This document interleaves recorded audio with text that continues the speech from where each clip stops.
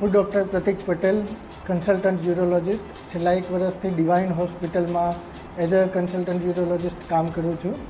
ગઈકાલે અમારી પાસે એક 9 મહિનાનું બાળક આવ્યું, જેનું ડાબી બાજુની ગોટી, જે ટેસ્ટિસ કહેવાય, એ સ્ટ્રોટમ સુધી પહોંચી નથી, જેને અમારી ભાષામાં અમે અનડિસેન્ડેડ ટેસ્ટિસ કહીએ.